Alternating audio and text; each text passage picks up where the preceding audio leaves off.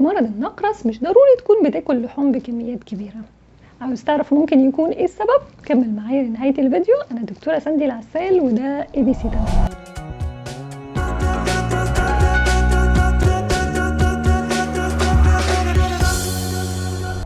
هذا الفيديو برعاية إليت للترجمة، وكالة ترجمة معتمدة بالمملكة.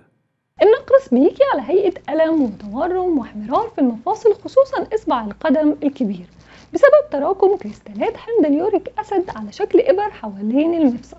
بسبب زيادة حمض اليوريك أسيد في الدم، ففي السيدات بيكون أكتر من 6 مللي جرام بير ديسيليتر، وفي الرجال بيكون أكتر من 7 مللي جرام بير ديسيليتر. وده بيحصل لما بناكل كميات كبيرة من الأعضاء الداخلية للحيوانات زي الكبد والكلاوي والقلب ولحم الضأن واللحوم المصنعة.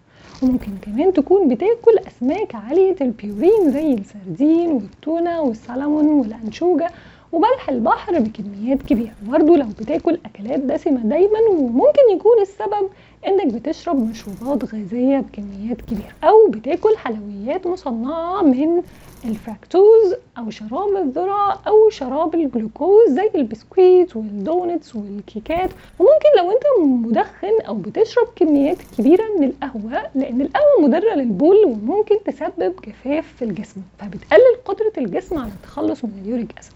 لكن بالعكس، شرب القهوة باعتدال مع شرب كميات كافية من المية بتقلل من خطر الإصابة بالنقرس. وعشان نتجنب ألم النقرس ونعالجه، أهم حاجة إننا نقلل من الوزن الزائد، لكن بالتدريج، لأن الفقدان السريع للوزن بيؤدي لزيادة النوبات.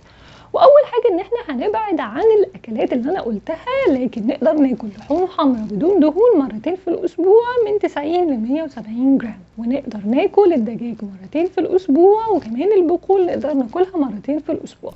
والاسماك نقدر ناكل الاسماك القليله البيورين زي البوري او البلطي. بعد كده نزود الميه من 10 ل 16 كوب، ونتناول منتجات الألبان قليلة الدسم 3 حصص في اليوم. وهناخد فيتامين سي 500 مللي جرام، وهنهتم بمصادر الأوميجا 3 زي المكسرات وبذور الشيا وعين الجمل. سابع حاجة إننا هنهتم بالخضروات والفاكهة، ولكن هنقلل من الفواكه العالية الفراكتوز، وهناخد بس من 2 ل 4 حصص في اليوم. أما النشويات هنختار النشويات من الحبوب الكاملة. وآخر حاجة إننا هنبتعد تماما عن التدخين، وهنلعب رياضة، ولكن رياضة خفيفة عشان ما نضغطش على المفاصل. لو استفدت من الفيديو بليز لايك وشير، ولو عندكم أي أسئلة اكتبوا لي في التعليقات.